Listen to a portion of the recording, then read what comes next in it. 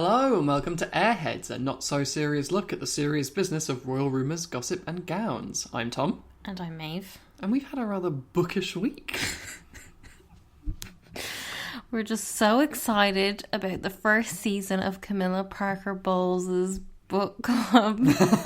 Hello and welcome to my reading room. And as well as that, we got an exciting announcement from Sarah Ferguson. Follow your heart, but do you dare? And of course, you've been reading the first Bridgerton novel. Correction, I've been devouring the first Bridgerton novel.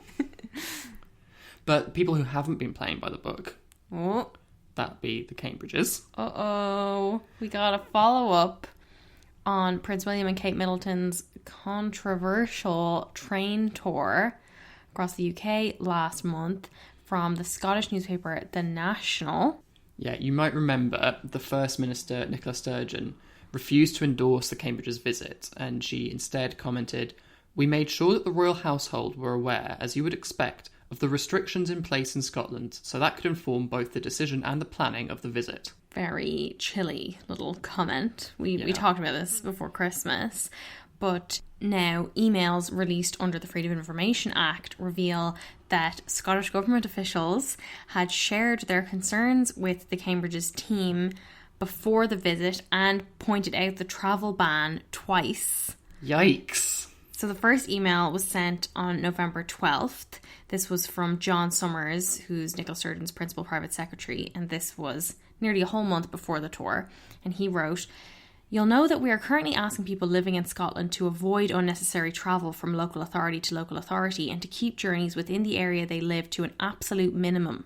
From a personal point of view, I think the train tour is one which would mean a lot to many people living throughout the country. My anxiety, though, is the practical aspects of it and how presentationally it may be difficult if travel restrictions are in place. I think my view is that at the moment, the chances of the tour having to be postponed are potentially quite high." God, that's like kind of as strong as you can get, really, with a member of the royal family, right? Yeah, and there was another email as well a week later. Yeah, from James Hind on November 19th. So he's Scottish Government's head of cabinet, parliament and governance. And he sent an email saying, "The Scottish Government is likely to bring forward statutory restrictions on non-essential travel, both within Scotland and also into and out of Scotland. These rules will come into force from 6 p.m. tomorrow. They will have no set termination point, but will be reviewed regularly. This is obviously likely to have a major impact on the plans you are working on, I'm afraid." And yet, like 2 weeks later, 6th of December, the Cambridges showed up in Scotland regardless. Yeah, they just clearly paid absolutely no attention to this advice. And the National also has quotes from a couple of SNP politicians. Deirdre Brock, who's MP for Edinburgh North and Leith, said it was irresponsible to travel to 8 different locations over 3 days. This work trip wasn't essential work. It wasn't for any of the exemptions laid out in the rules and the guidance. There are plenty of exemptions from supporting vulnerable folk to animal welfare, but none of them cover a 1,250-mile trip around 8 different sites, making connections between people who would otherwise not be connected. Pretty stern. Yeah, really strong words. They had another comment from Edinburgh East MP Tommy Shepherd, who said, "It's quite clear that the Scottish Government did everything it could to try and dissuade the palace from making this trip. On the face of it, their decision to ignore this advice and to engage in the public event anyway seems highly irresponsible." I love these words being used about the royals. Like, it does just really show how, like, you can't say no to these people, which is like why having a monarchy is so fucked up. But that even when these people are going through every like reasonable channel to try and give them the advice that makes most sense, they just don't listen. And a spokesperson for the Cambridges said in a statement to Harper's Bazaar, "The same guidance we gave last month, which was before the tour, still stands. The Duke and Duchess were travelling for work purposes and all rules were fully adhered to. The trip was planned in consultation with the UK, Scottish and Welsh governments." The key words here, obviously, are in consultation with. Yeah. Because, you know, technically they did consult with the Scottish Government. They just then completely ignored their request to postpone the tour. Such bullshit. This is such an obvious case to me of one rule for us, one rule for them. Like, something that we heard all the time about Prince Harry and Meghan Markle. and the private jet drama. This is a very clear example of that. Yeah. Especially coming from a couple that so much of their narrative is about them being of the people and just like us and, oh, just another regular family who can totally ignore a travel ban that government officials have had to underline to them, and they can still say, oh, well. Like, it just is crazy to me that they are still standing by this claim that tour counted as essential work. Oh, well, we just wanted to travel around saying thanks to people. Oh. Yeah, and it makes you think, like, well, who was this essential for? It was essential for the Cambridges to, you know, get some image of themselves doing some work out there, but absolutely not essential for all these people who, like they pointed out, these are connections that wouldn't have occurred if they weren't going around on this train. It made me very angry to relive all of this because I was very annoyed with them at the time. But something else that just added to this anger was this insight we got into Will's work ethic, which was courtesy of BBC radio presenter Chris Stark. And you might recall that last March, Prince William appeared on That Peter Crouch podcast with Chris Stark and Tom Fordyce to talk about mental health and football. We talked about this at the time. They had curry and beers after, and it was all very blokey. Yeah. So there's some curry for you boys. And I believe it's the Samrats, which is like your local favourite, Crouchy? Yeah, it is. That's exactly right, yeah. But speaking on a different podcast this week, Chris Stark said that Will relaxed after a few pints and stopped having to think too much about the party line. Oh, God. I just don't even want to know what kind of, like, cringy things he said when he felt like he didn't need to be being, like, on best behaviour. Apparently, at one point, this lady stood up to say that he's got to go on to his next appointment. God knows what that was. And he just binned it off. I think he was having a good time, and I'm sure he's got his own way of relaxing, but in those 2 or 3 hours that we were in the palace, I do think I saw a real side to him. Yeah, a side of him that doesn't want to go and do his job. Maybe not a side he wants people talking about. Oh my God. Binned it off is like British slang for cancelling something, right? Yeah, I guess so. It's not something that I've ever used myself, but yeah, I think so. I was reading about this in the Daily Mail, and they couldn't figure out what Will's appointment was supposed to have been, but I do think it really makes you consider what his priorities are. Yeah, he definitely wanted to, like, get drunk with his favourite footballer. Like, grow up. Well, listen, one royal who definitely has not been slacking off this week is Camilla Parker Bowles. Oh, yeah.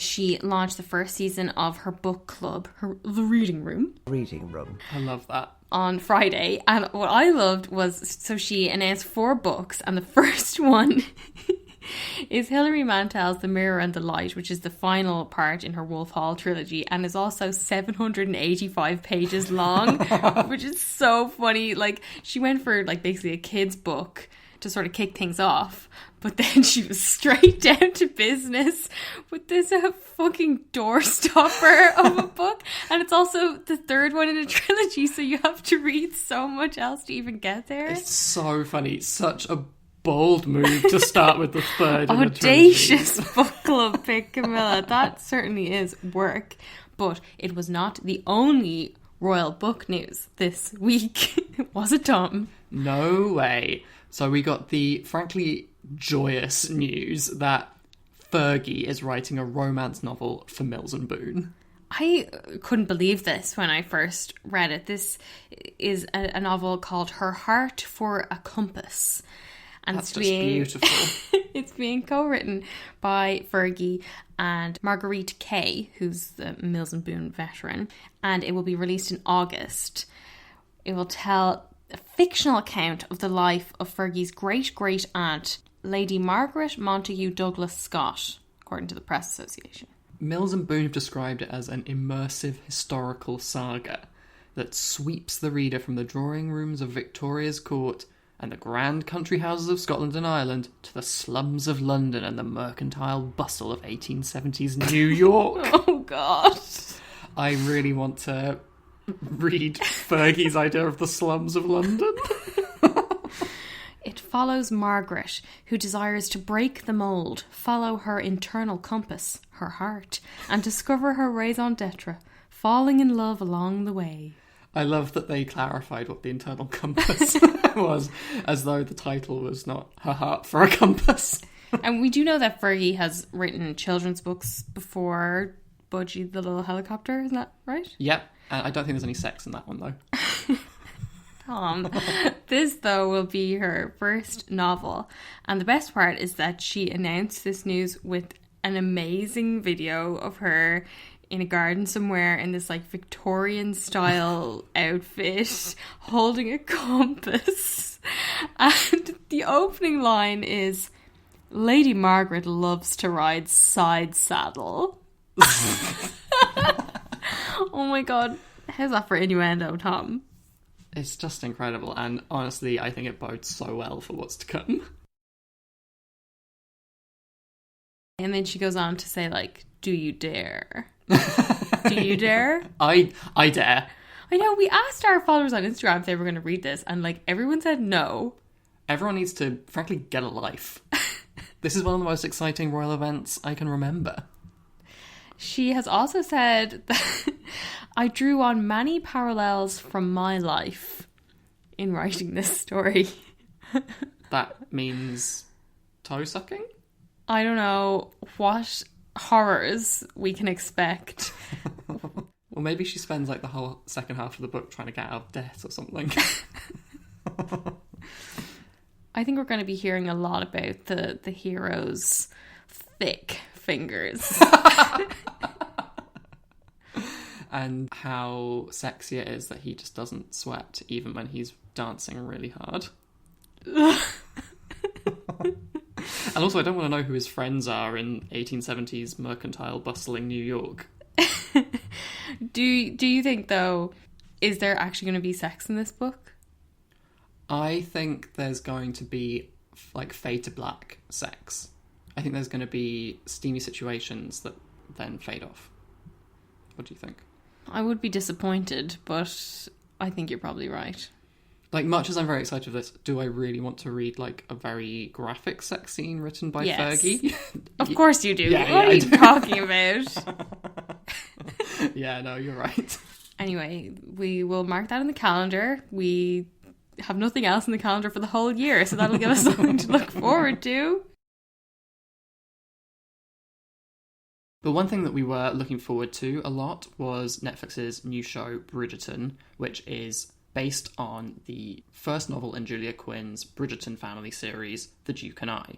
Just To flag, we are going to be spoiling everything about the show and the first book. Yeah. Tom's only read the first book. I've read the first 4, but we won't get into spoilers beyond book 1.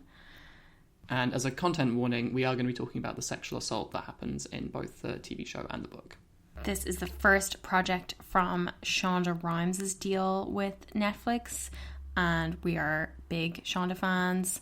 I watched Grey's Anatomy for like 10 years, love Scandal, love How to Get Away with Murder. This is not being showrun by Shonda herself. That is a man called Chris Van Dusen, but given it is her first production in her Megabooks Netflix deal, we can imagine she was very hands-on. It follows the Bridgerton family, like Tom was saying, which is a series of, I think, 9 books. And each book is about a different kid in the family. And they're all named alphabetically, from Anthony down to Hyacinth. And we can imagine that if this show does continue for further seasons, that it will focus on different kids. But the first one is about the eldest daughter, Daphne Bridgerton. I had read some of the books before watching the show. You had not. So I'm wondering, what was your impression of Daphne just based on the show alone before you read the book? Well, I was aware of the actress, Dun dun dun, Phoebe Deniver, from a show called Younger, where she puts on an outrageous Irish accent. What can I get you, miss? Your accent, for starters. That's only available in a small village 30 miles outside of Dublin, I'm afraid. Claire. Yeah. She plays our nemesis, Claire. Yeah. So I have to say I was like not excited for her as a romantic heroine. And I wasn't really blown away with her in the series in a way that I was by Simon, who we'll get on to. But what did you think in terms of the difference from the books? I mean, I feel like when we were watching it, I was just being so annoying and constantly saying, well, in the book she did this, and in the book she was like this. But I was really struck by how different the Daphne of the TV show was from the Daphne of the book, because in the novel, Daphne is on her second season in society, and she is having a hard time because all the men see her as one of the guys, not a romantic prospect. But at the same time, she kind of leans into that, and she's sort of constantly telling everyone she knows everything there is to know about men because she grew up with 4 brothers. And I think in the show, it's so different then, because she is entering her first season as the first episode begins, and we see her being crowned a diamond of the first water, the incomparable of the season, by the queen. And that's a term, the diamond of the first water, that they use in the second book to describe a totally different character. And even though Daphne is meant to be very beautiful, she doesn't stand out as much as the Daphne of the show. So I think that makes her quite different. It kind of sucks because it changes her character from being like very funny, I thought, in the book, because she's like joking with her brothers, or she has like this insight into like stupid things that men do, to the TV show where she's beautiful. And that's her character. Yeah, and very, like, dainty and feminine. Mm-hmm. And, you know, the actress, Phoebe Dynevor, is a total departure from the character in the book. Like, not only because of how she looks, that she doesn't have that chestnut hair that Daphne does in the book, but also because she has such a delicate figure. She's pretty childlike, I think. And book Daphne is much more robust, and like one of the first things we see her doing is punching Nigel. Yeah. Which doesn't happen until much later in the show, and I thought came across like pretty ridiculous because she's so slight and her skinny little arms and those silk gloves. Yeah, she does more damage to him than like Simon and his friend Will do to each other in the boxing ring. So, like, ultimately, I feel like the performance in the show just fell flat for me, and she just felt so drippy. Like, yeah. I was really disappointed because I do like her a lot in the book, and I just felt like she didn't engage me enough at all to sustain a season. So it does make sense in that way that they brought in so many other plot lines that are not present in the book. Yeah, and by like fleshing out some of the characters of the other Bridgerton kids much earlier than happens in the books, you're able to kind of, I guess, distract a little bit from that, and they're able to carry it a bit more. But what about Simon? Having not read the book, were you just swooning? Oh, yeah. He's so handsome and so sexy. He was a great romantic hero. I thought he was very brooding and smouldering. What did you think? Wow. There we go, I've put it all Someone's got his thesaurus out. What about you? What did you think of him? Did you think I was going to say someone's got his dick out? Yeah, I did. Sorry. I did think there was a very noticeable change between book Simon and TV Simon in how they basically eliminated his stutter. Because in the novel, because you hear from his perspective, he is incredibly conscious of his stutter emerging whenever he gets upset or angry. And you hear as well about how that played a big role in defining his position in the ton in society, because he is so reluctant to speak that he says as little as possible, and that means everyone sees him as very mysterious and aloof. So he gains this reputation as the devastating Duke and is held in very high esteem because of that. Obviously in the show it's very hard to express those anxieties he feels about his speech, so I felt like he doesn't really have that same vulnerability. Yeah, not at all. And I think that becomes like much more important as the story develops. Getting that insight into his mind in the book like really helps you understand everything that's going on and like the implications of various characters' actions yes. later on. So I was very disappointed kind of in retrospect, because I read the book after I watched the TV show, that I was like, this character is so much more complex than he was allowed to be in the TV show. But obviously the other big difference that they make in the TV show is that in the show he's black. Yes, and first, when I saw the pictures, I thought this was a case of colourblind casting, but the showrunner, Chris Van Dusen, has refuted that. He told the New York Times that would imply that colour and race were never considered, when colour and race are part of the show. Whether or not they're a convincing part of the show is something else, though, because there's only one scene where the characters explicitly address race and how race is perceived in the society of the show, and the scene really comes out of the blue, I felt. Yeah, and it is striking as well that it's only the black characters that speak about race. Yeah.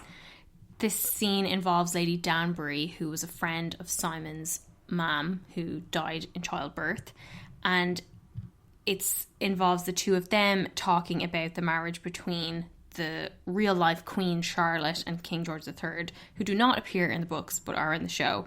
And in real life, many historians believe that Queen Charlotte may have had mixed-race heritage. And in the show, she's played by Galda Rochevelle, who is a black actress. But in this scene, Lady Danbury tells Simon, look at our queen, look at our king, look at their marriage. Look at everything it's doing for us, allowing us to become. We were two separate societies divided by colour until a king fell in love with one of us. Love, your grace, conquers all. In response to this, Simon remains sceptical, and he says, I believe that remains to be seen. The king may have chosen his queen, he may have elevated us from novelties in their eyes to now dukes and royalty, and he may just as easily change his mind. Love changes nothing. This felt to me like such a throwaway scene. I was really surprised when we were watching it and we were like, oh, they're actually talking about this. Yeah. And then it didn't really go anywhere because, up to that point, everything else about the show seemed to be suggesting that race and racism don't exist in this world. But then afterwards, it just felt like, oh, that was a really perfunctory way of addressing race without really addressing race at all in any kind of meaningful way. Yeah, she seems to be implying that in the course of just one person's lifetime, they've evolved to this post-racial society. And I have seen some black critics and commentators and people on Twitter and stuff saying that they kind of like that it's just accepted that there is not racism in this world. But it just felt like it was really underdeveloped. There were some examples that were glaring to me. If you think about how much the show focuses on Simon's dad, and we get those flashbacks that show his demands for absolute perfection from his wife and child, surely there is a racial element there.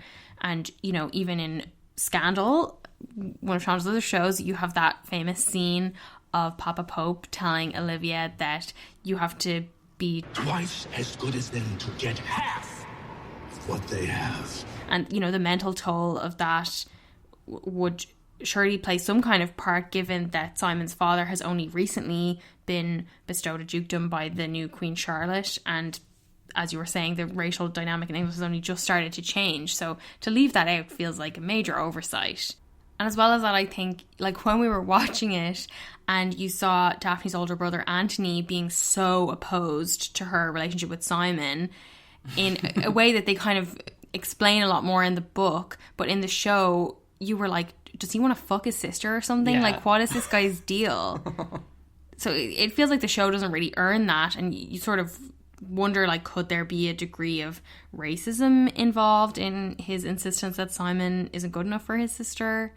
Yeah, and I'm surprised they didn't even address that by talking in that kind of coded language about how he's got a new dukedom as opposed to maybe an older dukedom would be preferred or something like that. There'd be a lot of conversations you could have around that, I think.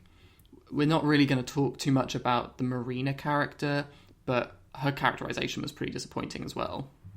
Yeah, it felt like one episode you're meant to feel sorry for her, and the next episode she was a villain, and then the next episode she was back to being a victim. And they never acknowledged, they obviously acknowledged that there was a lot of stigma around her being pregnant outside of wedlock, but they didn't acknowledge how her race might have added to that stigma. And I kind of felt like there was a sort of uneasy dynamic between her and Penelope Featherington, given their sort of competition for the affections of Colin Bridgerton, and how Penelope was the pure white woman compared to Marina. I don't know, it just felt like there was something a bit funny about that as well. Yeah, no, I agree. And I think that kind of contributed to my overall feeling of being a bit disappointed by the show, given it was something that, from everything I'd seen up to the show coming out, I was like so excited for what Shonda would do with Regency England. And there was so much made about how it had the most diverse cast of any period drama, and it was revolutionising the period drama, and it certainly did in how it looked. Yeah. And, you know, if you looked at those ball scenes where you had all different kinds of people represented, and, you know, there were dark-skinned black women in the ball scene, you know, they didn't get any lines. Yeah. But even just to look at it, it was much more refreshing than, you know, looking at Downton Abbey or something like that. But then when it came to who got to speak and what stories the show told about them, it was a real letdown. Yeah. I thought. But back to Simon and Daphne, Refinery 29 had a really good discussion between two of their writers, Kathleen Newman-Bromang and Inai Komanibo, where they mentioned that in an interracial relationship, you have to have hard conversations about race and blind spots, especially in the beginning, and there's none of that between Daphne and Simon. Yeah, that's such an interesting omission. In general, though, their relationship didn't work for me.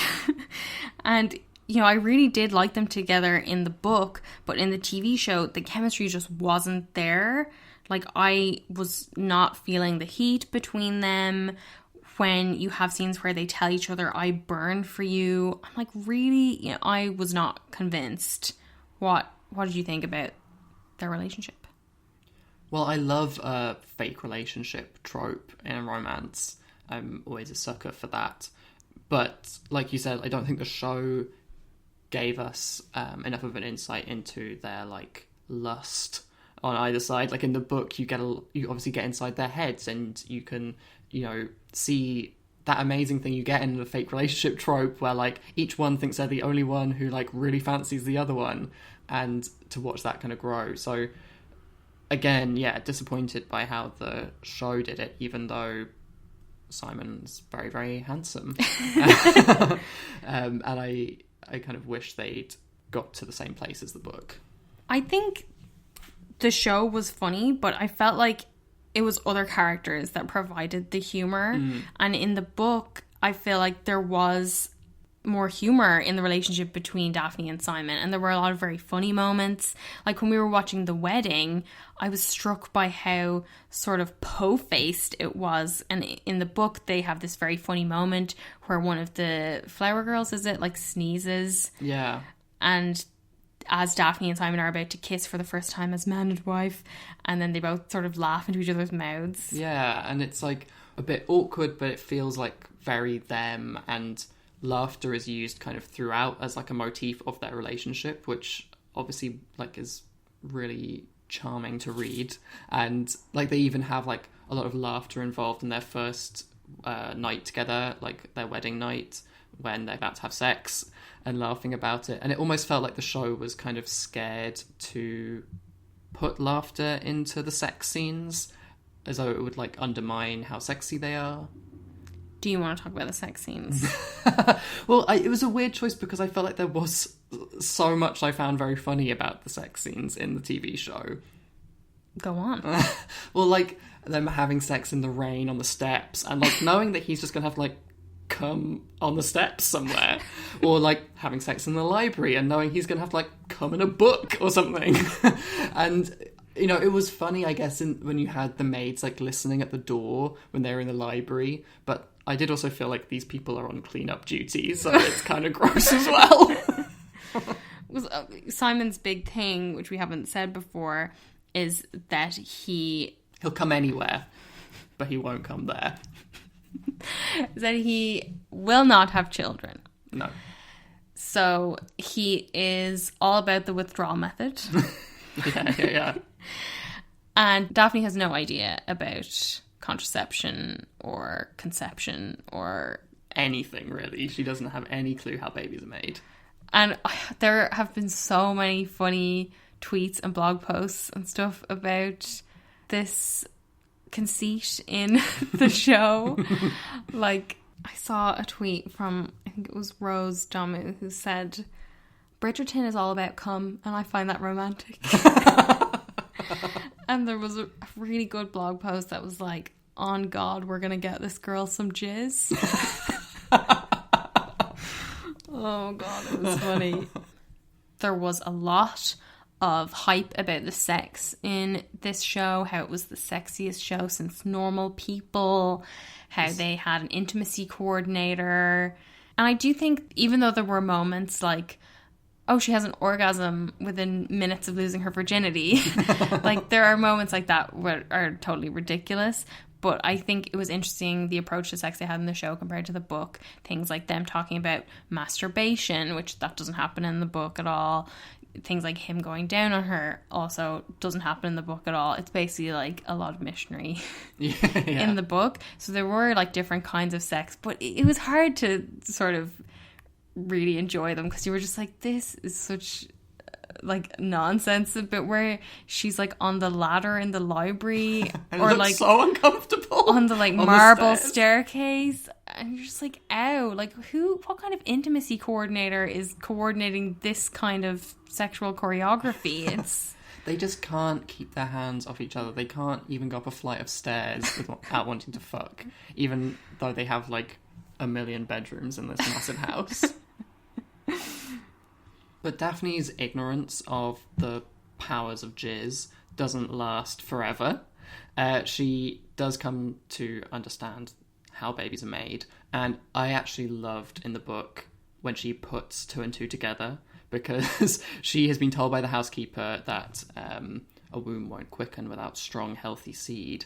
And then she has sex with Simon. He pulls out, he comes on the side of the bed, and then she's lying there being cuddled, and there's this great line. Daphne's eyes flew open. She almost gasped. A womb won't quicken without strong, healthy seed. And this just reminded me so much of in Mean Girls when she's like, the limit does not exist. And then they get into this massive argument as to whether or not he's lied to her. I find this argument fascinating because it's all about Simon's lie. And Simon told her he cannot have children, when what he really meant was that he will not have children. Yeah. And she understood it to mean that he is physically not able to, rather than it is his choice not to. Yeah. And I think different people have different opinions on how big of an omission that is on his part. In the book, the big fight they have starts with this lie, and then Simon is so pissed off, he goes out, he gets drunk, he starts fighting people, and the chapter starts with Lady Whistledown's line that to say that men can be bullheaded would be insulting to the bull, which seems to be implying that the book at least believes that Simon's attitude is unreasonable. Yeah. He comes back then home drunk. He finds Daphne and falls asleep in her arms after drunkenly telling her about his decision not to have children. Yeah, so at this point, Daphne is in possession of pretty much all the information, other than what we find out later, that he's scared, in part, that his kids might have a stammer like him. But other than that bit, she knows that his dad was horrible to him, refused to love him, actually beat him when he found out that he had a stammer, told everyone that he was dead, like that he was abused by his father for not being perfect. Then a couple of hours after this, she wakes up, he's still sleeping, but she sees that he's got an erection. She decides that this is her moment to get what she wants, and this is despite the fact that in their big fight that they had, there were a lot of references to consent, and she even used the phrase "no means no" when Simon wanted her to stay sleeping in his bedroom, but she wants to move to her own chambers. So even like with this awareness of supposedly being able to make your own choices about sex, she gets on top of him, and she doesn't let him pull out when he comes. And I think the book is able to show you things from both of their perspectives, obviously, and we get Daphne's perspective, that Daphne felt the strangest, most intoxicating surge of power. Then from Simon, his eyes pinned upon her with a strange, pleading sort of look, and he made a feeble attempt to pull away. I think that the book does a really good job of showing that when you're considering the implications of what Daphne's done, what is, I would see as an act of assault, you have to separate it from what we and she understand to be her intentions, which is wanting a child. You kind of have to take that out of the equation a little bit, because the effect of what she does is she reduces Simon to a child. He can no longer speak. He loses his agency and confidence because he's stuttering. He's so devastated by the fact that, having learnt all this about him, how he doesn't want to have kids, he doesn't want to perpetuate his line, he has this history of abuse at the hands of his father. She has still done this to him, and when he gets stressed or angry or emotional, his stutter comes back. We know also in the book that the only other person who has this kind of effect on Simon is his father. And Simon thinks to himself, he couldn't let her make him like he'd once been. So he's kind of, seems to me to be the victim of all these acts of domination that are spurred on by this desire for a perfect family, or for at least for him to be perfect. Because, although we're told Daphne loves him for who he is, she also wants him to be a perfect husband who will give her the kids that she wants. I think in the book, it gives you much more of an insight into how he thinks and feels about what has happened. And it does dwell on his perspective in a way that the show, to my mind, does not. Yeah. And I was interested in reading what Julia Quinn had said about this scene. And, this book was written in 2000. And when you think about the attitudes we have to consent now, obviously 20 years ago it was completely different. And I think if the genders were reversed and it was a man doing this to a woman, you would say without question that this was an assault. But she has said that because the power imbalance was so great between men and women, it's not as clear-cut an example as that. And I think it's a very complex situation. And now we can definitively say that it is a sexual assault. Yeah. But there are just so many thorny little issues around it that I was so interested to see how the show would present that scene. And they do make a few very significant tweaks, I think. First of all, Simon is not drunk. Yeah, that's a big one. And as well as that, he's the one that initiates sex. Mm-hmm. He's not asleep. Yeah. Like in the book. But as well as that, I think you can't ignore the racial dynamic here, because interactions between black men and white women are already so loaded, especially when you have such a childlike, dainty little white woman and this strapping black man, that there is a risk of the discussion of it falling into that line of thought of, well, could this tiny little white woman really make this big black man do anything he doesn't really want to do? And I think that's particularly insidious. Yeah, absolutely. There's already a tendency to dismiss sexual assault on men as, not that serious. And, in the book, the show never really has Daphne apologise for her actions, implying that it's not really that big of a deal. And the whole situation becomes resolved without any exploration of what it actually means to Simon.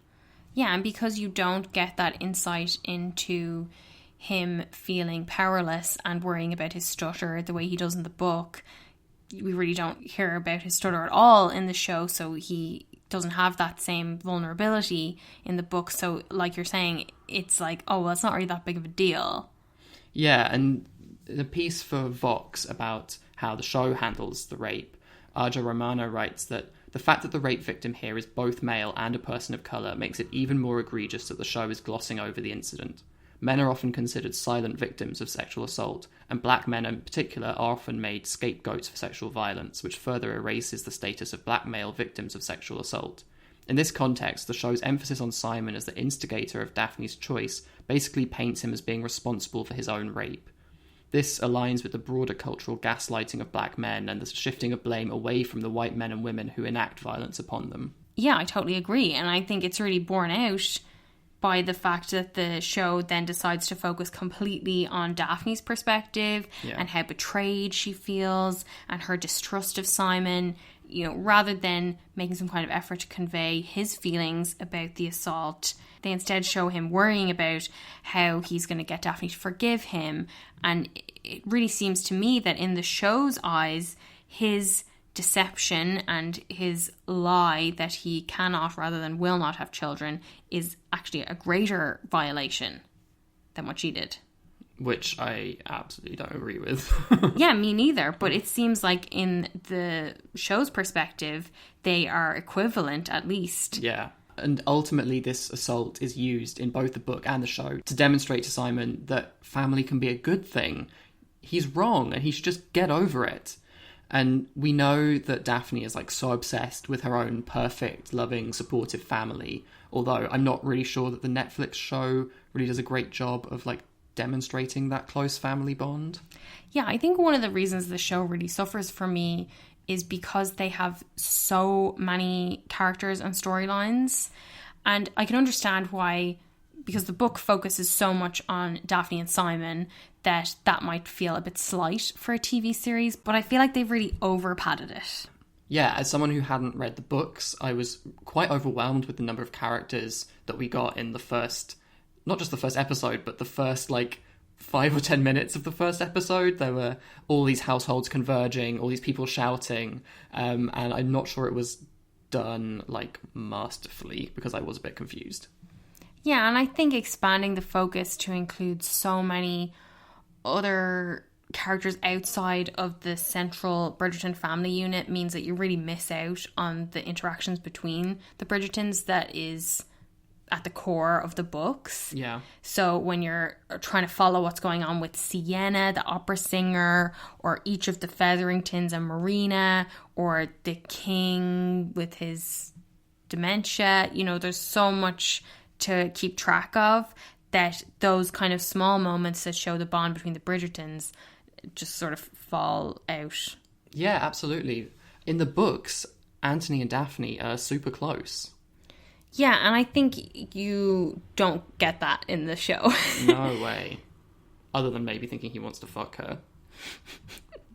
But in the book, they really bond over the fact that their mum is putting a lot of pressure on both of them to get married. And that leads to some really funny moments and kind of conversations that you can really imagine happening between two close siblings.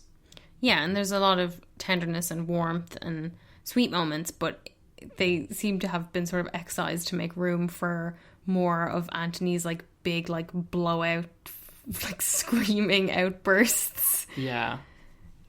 I thought even just the decision to introduce him having sex with Sienna up against a tree rather than accompanying the rest of the family to the Queen's court, that seemed like such a big family important moment, and he was almost late for it. So that right from the beginning kind of goes against this idea of this family is everything to us mindset that they're meant to have.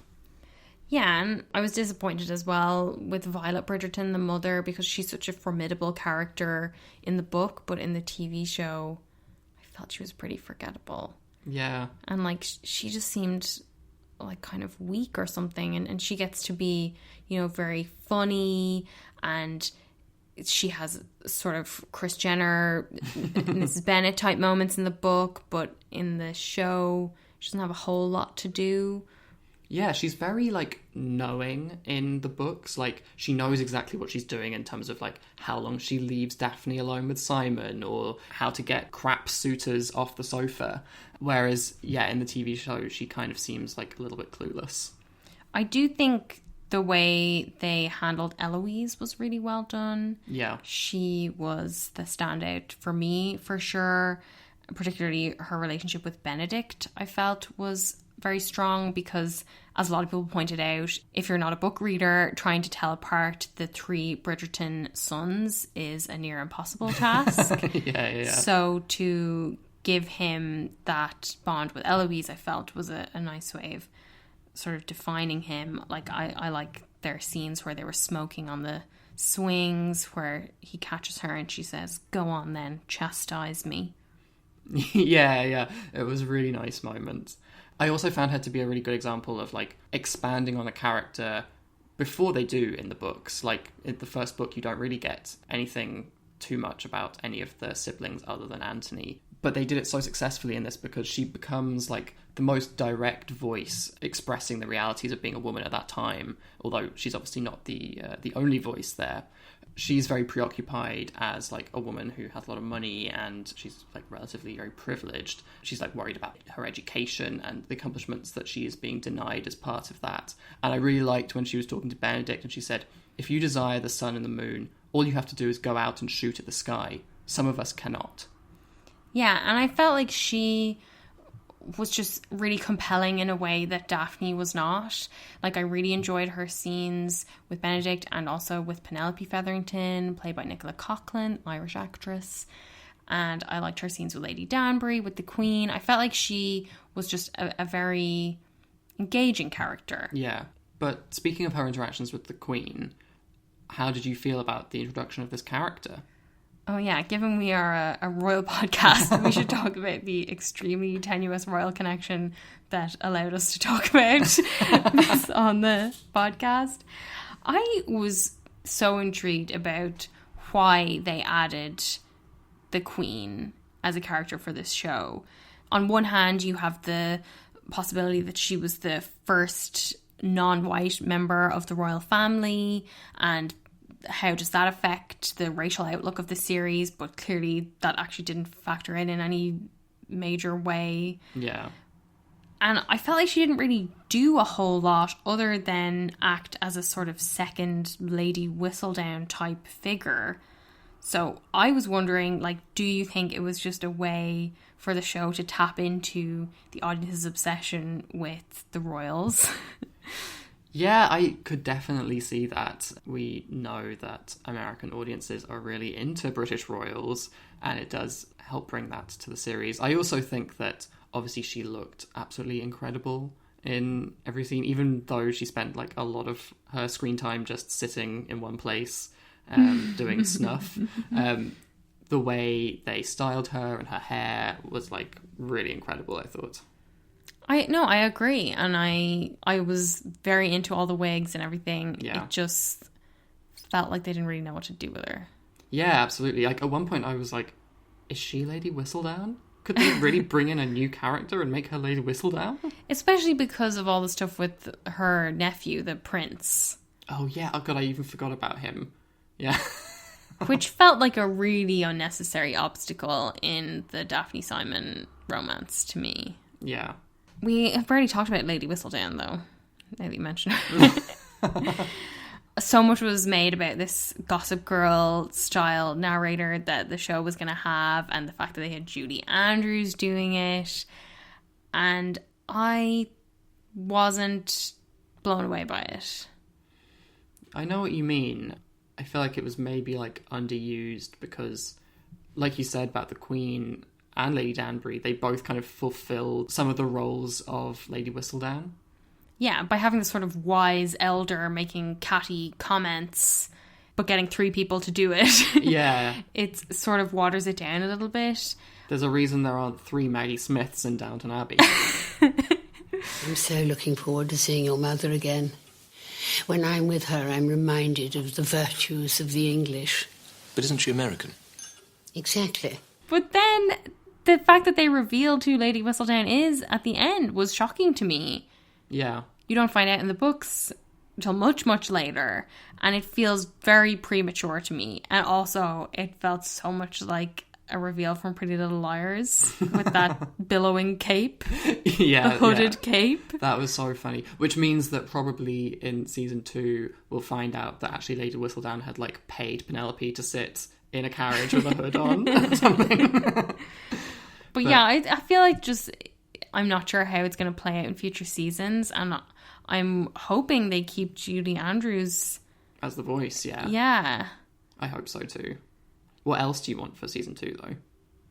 Well, The second book in this series is my favourite, and I really hope that whoever they cast as Kate Sheffield is a much more magnetic, engaging screen presence than Daphne. Yeah.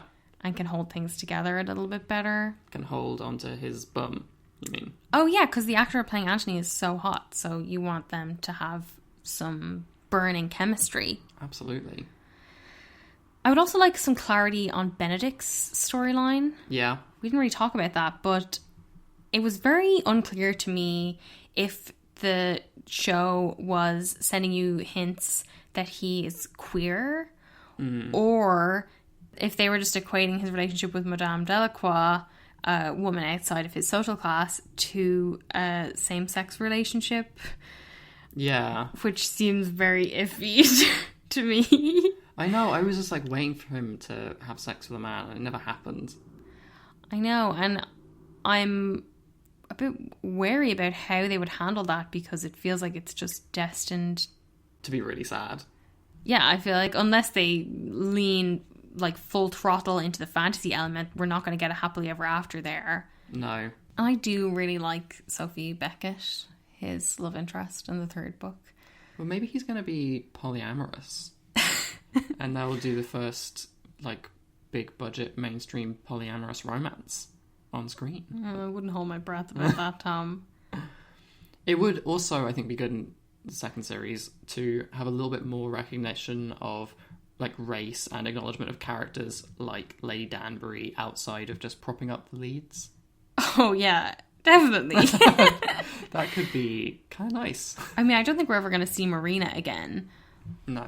But it would be good to give the other black characters an expanded role. Yeah, absolutely. I would love if there was like a love interest for Lady Danbury. Yeah, here's hoping. Would also like a better representation of the Bridgerton family dynamics and better hair. And to reiterate, I would like Julie Andrews to stick around as Lady Whistledown as long as possible. Yeah. Speaking of Lady Whistledown, 2 of her quotes stand out as quote of the week for me. The first one is less than 10 minutes into the first episode, when she says, "It has been said that of all the bitches, dead or alive, a scribbling woman is the most canine. If that should be true, then this author would like to show you her teeth." Amazing. The minute she said bitches, we were like, whoa. Okay. Whoa, whoa, whoa. She's not playing. And another amazing quote from her comes right at the end of the season, just after Simon has come in Daphne for the first time of his own accord. And she says, "If there's ever to be a grander finish to a season than the one provided by the Duke and Duchess of Hastings this year, this author will need to feast upon her own words." She just has that with such glee. Yeah. Like, she is loving it. It's so funny. Some other quotes from the show that stood out to me were, well, I loved Eloise's exchanges with Penelope. Yeah. Particularly the one where Penelope's telling her that a maid has become pregnant. And Eloise says, "How did the maid become with child if she is not married?" And Penelope says, "I do not know, but I will find out." And Eloise says, "You must. Otherwise, how can we make sure it never happens to us?" So good. Other one then was in a later episode when they are out shopping, and Eloise says, "I've never understood the fashion for feathers in the hair. Why would a woman want to draw more notice to the fact that she's like a bird squawking for a man's attention in some bizarre ritual? Why must our only options be to squawk and settle, or to never leave the nest? What if I want to fly?" Such beautiful bird imagery. Yeah, really good. My favourite bit from the book, it's more of like a mini scene, but I'll just do it quickly, is when Anthony and Daphne are talking to each other at a ball about the marriage lists that their mum has given them with all the eligible people they need to look out for. And so he reveals that he's actually brought his, and Daphne says, "You didn't." And he says, "I did, just to torture Mother. I'm going to peruse it right in front of her, pull out my quizzing glass." And she says, "You don't have a quizzing glass." He grinned, the slow, devastatingly wicked smile that all Bridgerton males seem to possess. "I bought one just for this occasion." I just love that moment as, like, this is what, like, siblings do. They, like, try to wind up their parents, and they do, like, these kind of outrageous things, and it made me really charmed by Anthony in a way that I wasn't in the show, but really came through in the book. What about fit for a queen or king? Yeah, I thought we could talk a little bit about the costumes. The costumes for Bridgerton were designed by Ellen Moroznik, who has a pretty astonishing list of credits, including Brandy's Cinderella, which I don't think you've actually seen. We should remedy that. Fatal Attraction, Basic Instinct, Showgirls. Fuck, the big guns. Very impressive. We obviously are not experts on Regency era fashion, so cannot comment with any authority on the accuracy of the costumes of Bridgerton. But Moroznik has said being 100% historically accurate was not on our agenda at all. And honestly, that's fine. Yeah. For me. I'm totally on board with the fact that this is, like, not meant to be historically accurate. This is an adaptation of a romance novel. It's not an adaptation of a book that was written at this time. Yeah. Moroznik said the key word for her was aspirational, and that the clothes should be beautiful, luxurious, and fashionable in their own right. I think that the main thing I want to talk about was the contrast between the Featheringtons and the Bridgertons wardrobes, the audaciousness of the Featheringtons, or the more light and airy Bridgertons, and how it represented like new money versus old money. Because with the Featheringtons, you had that very vibrant, almost neon palette with those ostentatious accessories, lots of embellishment, while the Bridgertons were much more muted, lots of pastels, refined accessories, very delicate embellishment. And I saw Ellen Moroznik had credited the Irish artist Genevieve Figgis as the inspiration for the Featheringtons wardrobe, because she uses a lot of those kind of acidy colours in her art. And it worked so well with the Featheringtons. Like, I kind of get what they're doing with the contrast with the Bridgertons, but my eye was just always drawn to them. And I felt like, although the Bridgertons were probably a lot more tasteful, they were also a bit more, like, meh. My favourite outfits, I loved Simon's gilded brocade vests and the high collar shirts. Yeah. So dashing. Fit for a king for sure. Daphne's debutante look, the very first outfit we see, the white gown with the little gold embroidery and the big ostrich feather in her hair. Which is apparently accurate. Apparently Queen Charlotte really liked ladies to wear feathers. Yeah, I had been looking for like a video to explain a little bit about the accuracy of this, and a lot of them looked like the people were very uptight and like dry shites basically. But we did watch a good one by Haute La Mode, who described, you know, he's also not an expert on this, but he described it in a pretty accessible way if you want to hear more about this. And he's definitely more of an expert than we are. Oh yeah, of course. Also have to mention Mrs. Featherington, Portia Featherington's acid green feathered dressing gown. Fucking incredible. Stunning. Just amazing. Because I know some people are quite into that like Regency core style of dressing. I feel 100 years old when I talk about TikTok fashion. But I preferred the more outlandish Featherington stuff. Absolutely. What did you think about the hair, though? Because we did get a few people asking us to talk about the hair.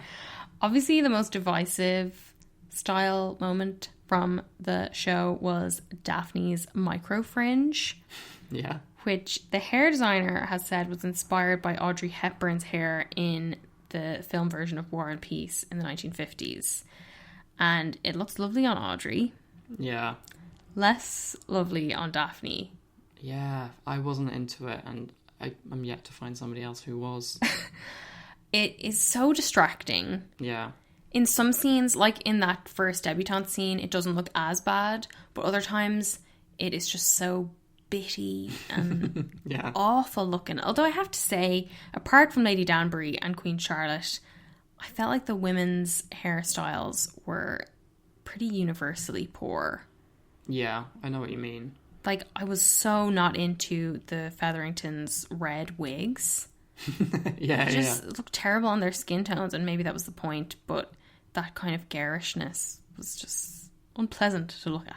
And there's ways of doing that kind of garishness in a like fun and amazing looking way. So yeah, that is a bit of a shame. First in line from Bridgerton TV series.